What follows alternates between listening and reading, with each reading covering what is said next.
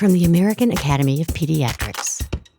Certain things in parenting can feel like such wins. Successfully potty training is, in my opinion, definitely one of them.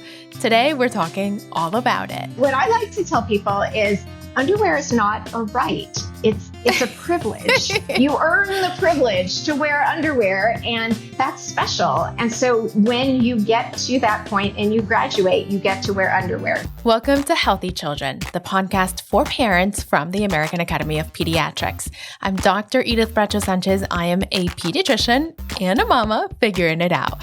This is a judgment-free space where all questions are good questions, and the answers will hopefully be even better.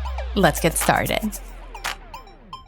Today we have with us Dr. Ari Brown, who is a pediatrician and the author of the Baby 411 book series, to talk to us about potty training, something we very recently did in our own home. Ari, welcome. Thank you so much for having me, and great topic. Yes, such an important topic.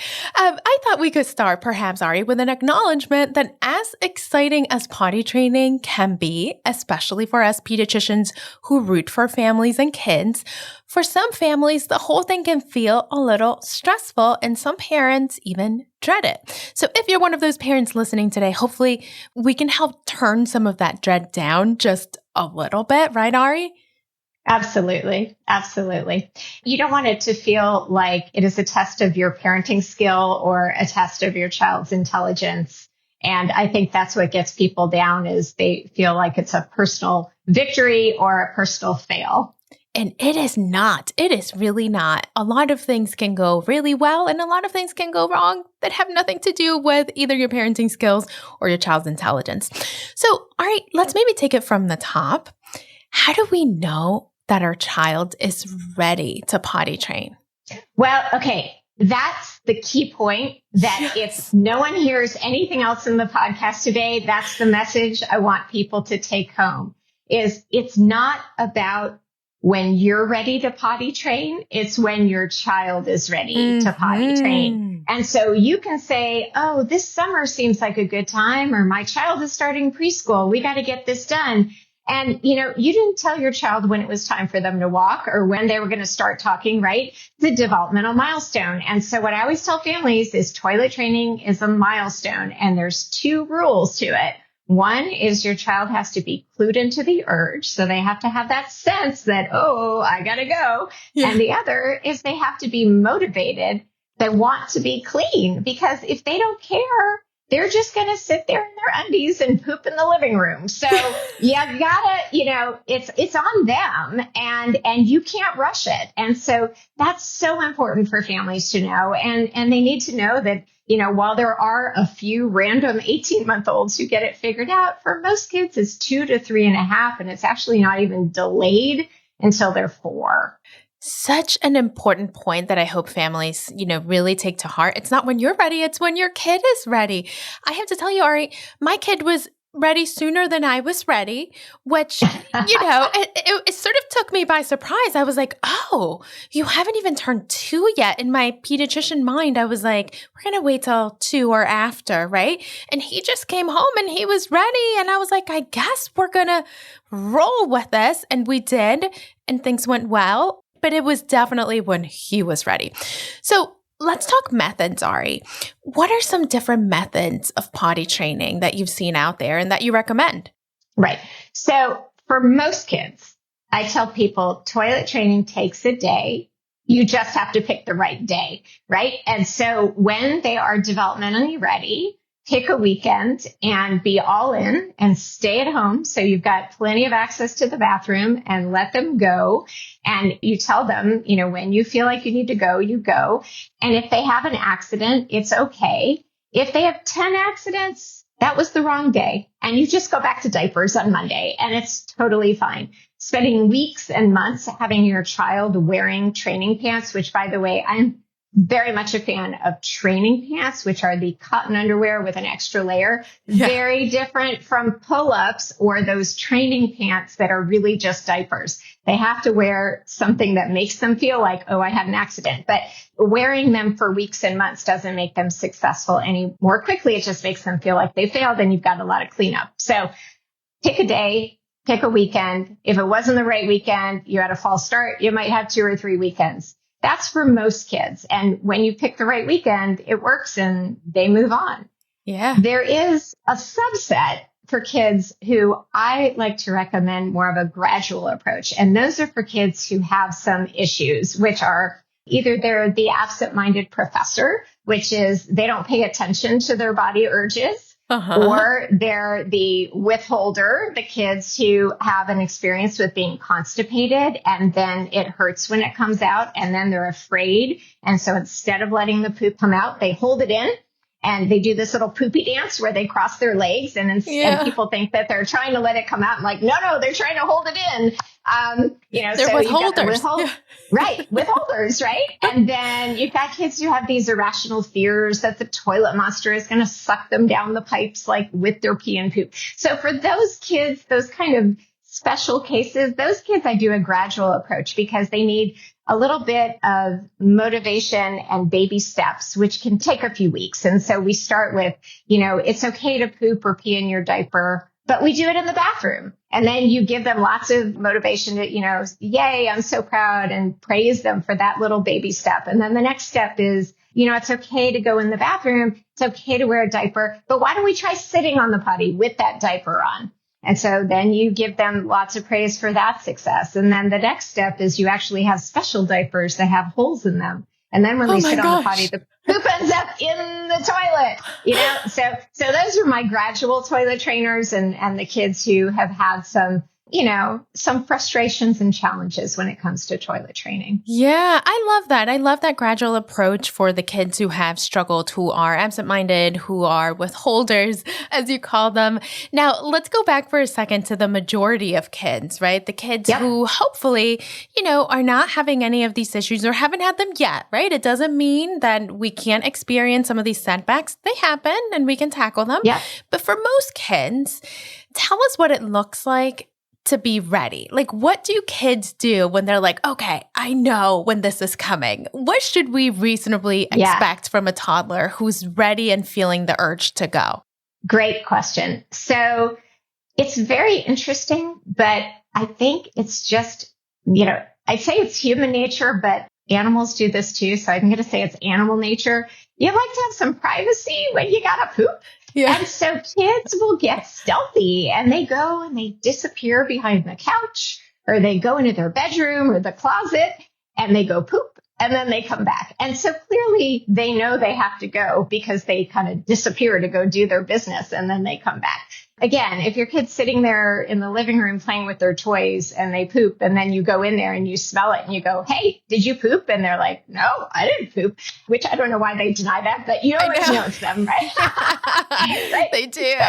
They do. They deny it. But, the kid who disappears, that's the one who's probably ready. And then they come back and they don't want to sit in a poopy diaper or they have a wet diaper and they actually tell you, I want my diaper changed. That's great. That means they're going to be motivated to be clean because they don't want to be messy. Yeah, I love it. Our son started doing that. He was so funny. My husband just bought a little potty and left it in the living room. And then he would go on it, diaper on. He would go sit on it. Then he would stand up and he would point to the potty and be like, yucky. And we figured out that it was happening because other kids in his daycare were potty training. So he sort of learned from others, which was wonderful. And we sort of, rolled with it from there. But, once they're showing you those signs, right? They're doing these things that we think are hilarious, but really are showing us that they're ready. What do? You pick the weekend, right? Everyone's home. We don't have any responsibilities, ideally. We have some, hopefully not as many as we usually do, but we can stay home. What do you do, Ari? Right. So ideally, you want the child to feel the urge and know that they need to go. And so you want to prepare them and say, when you feel like your body is talking to you and telling you, I need to pee or I need to poop, then we're going to go to the bathroom. And so you can let them practice feeling the urge. If they're not spontaneously doing that, it's also fine to take them to the bathroom every couple of hours. But the one caveat is this developmental phase of toilet training also overlaps with that desire to be independent and control. And so the problem is if you feel like a nag to them, then that's the last thing they want to do, because then you're telling them to do something. And so you're going to get the opposite responses. They're not going to want to respond to you telling them what to do. So for some of those kids, I'll actually tell people to set a timer. And so either a kitchen timer or a little watch. And so when the timer goes off, that's the reminder, because there's no emotion attached to that timer. There is a lot of emotion attached to you telling them what to do. So either use a timer trick, or if, your child is open to it, you can give them a little bit of a reminder every couple of hours to go to the bathroom. But ideally, you want them to feel the urge, because that's the whole point, is when you feel the urge, you got to go. And then the other key point is toilet sitting after meals. So that's the most common time that everybody needs to poop, is about 30 minutes after you've eaten. And so take that time and make that part of your child's daily lifestyle. Yes. 5 minutes toilet sitting after meals. And I always tell people, have like a little basket of toys and things, or special books or things that are in the bathroom, so that your child, just like you might do some reading when you're sitting on the potty, your child can do some activities to help them relax. And then you might be surprised that they actually poop when they're there. So make sure that's part of your daily routine. Yeah. I think that routine and that structure is so important, Ari. Like, it is really so good for them to start to associate, right? Like after dinner or after whatever meal works for your family, right? This is when I go sit on the potty. And they start to internalize that, and their intestines, their digestive system, whatever you want to call it, really does respond to that when you establish that routine. For sure. Now, I do want to tell you, when we were doing this at home, we picked 3 days, just like you said, the long weekend. And then we actually did this gradual thing that I read somewhere, but it worked really well for us. The first day, he was naked running around. Naked, no underwear, no pants. The second day, when things were going well, we added the pants but no underwear.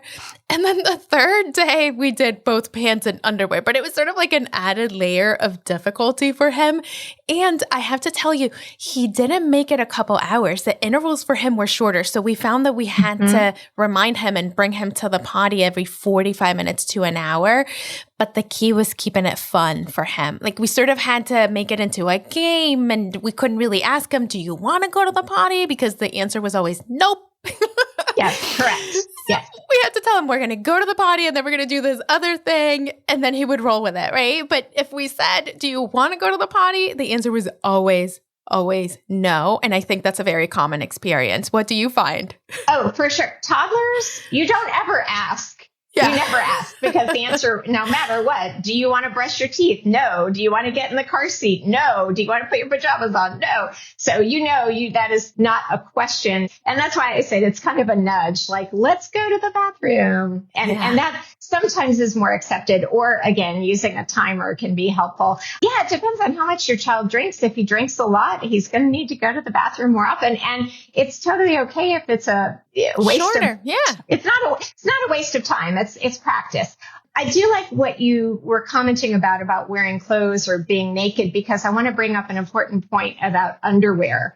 And that is, a lot of parents will very quickly move the child into underwear before they really deserve to be in underwear. And so what I like to tell people is, underwear is not a right. It's a privilege. You earn the privilege to wear underwear, and that's special. And so when you get to that point and you graduate, you get to wear underwear. So I don't know that you have to be naked. I mean, I think if it works, heck, try it. That's great. Yeah. And if you have a big puddle on the floor, maybe you want to use the training pants idea, because then at least you don't have a whole puddle on the floor. At least it keeps it in one place. But I don't recommend switching to underwear until they have graduated. Yeah. I didn't do as much laundry, Ari, to be honest, because I had them running around naked. I do also want to ask you, though, it feels like they're not really very reliable, at least in the beginning, in telling you when they have to go. So even after the first few days, and I have to tell you, 4 months after we started this process, we had to tell him, time to stop playing, we're taking a break. We found the right words that works for our family, but we had to bring him to the bathroom every hour and a half. And then we found, he could go 2 hours, Nowadays, he can go about 3, right? But it was a gradual process, and we didn't have to sort of say, stop playing, come with us, and then we'll be right back. He wasn't reliable, Ari. Yeah. I would say part of it is that he was so young. Yeah, probably. And he probably wasn't as good at communicating. But also, that falls kind of under the absent-minded professor category. So kids do get super focused on play, Yes. Like for them, play is work, So if I was writing or doing a chart or something and I'm super focused, I'm going to be like, okay, I'm going to get this done. And then I'm going to go to the bathroom. And I think kids probably do that with play too. They're like, I feel the urge, but I'm working on this project and I'm building this. And so they kind of try to ignore the urge, kind of like adults do. And it's not a good idea for any of us, by the way. Don't recommend that. Recommend that. Not a good idea. You should always go to the bathroom when you feel the urge. But so for a younger child, again, you're kind of building a lifestyle and making your child realize that, no, you can't ignore the urge. You need to go. Because that is when you run into trouble, right? And so for kids, that's when some of these setbacks happen and they have accidents. Sometimes that's what happens when kids start preschool or in kindergarten. I see huge setbacks. I'm sure you do too, when they're afraid of the potty, like they don't like the new potty, or they're afraid the other kids are going to know that they're going poop, or they don't have enough time, or you've got the noisy, automatic flush toilet that kids are afraid of. I mean, there are a variety of things that will make a child, when they have the urge, try to avoid it. And so you don't want to set up that habit. You want to set up the right habit, which is let's go often. Let's pay attention when we have the urge. We need to go. So I think for a younger child, I think that works out beautifully. They need a little bit more prompting, as you're describing. Yeah. So a few rapid fire questions for you, Ari, knowing that we could talk about potty training all day. And we all have so many, right? Like if you've been through it, or if you have friends who have been through it, we have so many stories that we could tell. But let's go to our rapid fire questions. Okay. First one, do you have to potty train for both day and night at the same time? No. And I'm so glad you asked that question, because day and night are completely different milestones. During the day, it's awareness of the urge. At night, your kid is sleeping 10 or 12 hours and they do not have the bladder capacity. It's not that they don't want to be dry, but I mean, could you imagine trying to hold this little tiny balloon of, water for 12 hours? Because they're sleeping that long, and they sleep. And if they sleep deeply, they're not going to wake up. So it's actually normal to daytime train, up to age 4 and up to age 7 at night. Nighttime training, 90% of kids are dry at age 7. So it's a little discouraging that you're not quite done with diapers yet. But those are 2 different milestones. Yeah, thank you for that. Next one, should you offer treats or rewards of any kind in this process? Non-food incentives are fine. And what I like to tell people is they're on loan, because otherwise you're going to be poor at the end of this. So you can rent the toy. You have earned the toy and you get to play with it. And then I take it back because I have the ownership of it. I love that. You can rent the toy. All right. On the other end of the spectrum, should you punish kids in this process? Never punish your child. They already have a sense of failure, and they don't want to feel the failure in your eyes too. So they own it, even if they act like they don't own it. They know that they want to succeed. They don't want to have a mess on the floor or in their pants. So I would always be very positive and try to incentivize, but I would never punish. Yes. Love it. Our little guy gets so sad when he has an accident, so I'm not going to add to that. Next one, Ari, is there such a thing as waiting too long to potty train? Meaning, do you have an age by which you say, this kiddo really needs to be potty trained? Right. So, there are, I will say, kids with some developmental differences and neurodivergent kids may have some delays. And so if you're going to tease that out, and I'm not going to talk about that separate topic, but for your typically developing child, by the age of 4, really the biggest issue, it becomes either a control issue or an irrational fear issue, or they've had constipation issues. And for those kids, again, you're going to use some special techniques and maybe some gradual toilet training and probably a clean out to make sure they're not constipated. But yeah, by age 4, they should be ready. And then you've got to figure out, well, what is the behavioral modification or sometimes medical modification we need to make so that they are ready. Yeah, love it. And last but not least, Ari, we like to end every episode with what we call a parenting prescription. So when it comes to potty training, what is one thing you want all parents to remember? Some of the smartest kids are the last ones to potty train. I love that. There you go. There you go. So don't lose hope and be patient at home. Yes. Thank you so much, Dr. Ari Brown. This was such a treat. Thank you for joining us today. My pleasure. Thanks so much. And thank you at home for joining us. If you like the Healthy Children podcast, please subscribe on your favorite podcast app and help us spread the word. Follow Healthy Children on YouTube, Instagram, Facebook, and Threads at Healthy Children AAP. And be sure to visit healthychildren.org, the parenting website of the American Academy of Pediatrics. Healthy Children is a production of the American Academy of Pediatrics. Our creative team includes Laura Alessio, Catherine Beard, Garrett Brown, Zach Christman, Ann Johnsos, Kathy Jewell, Doug Nagel, Jackie Ortega, Susan Stevens-Martin, Mary Claire Walsh, Hannah Weston. And our theme music was composed by Doug Nagel. We'll be back next week. I'm Dr. Edith Bracho-Sanchez. Thanks for listening.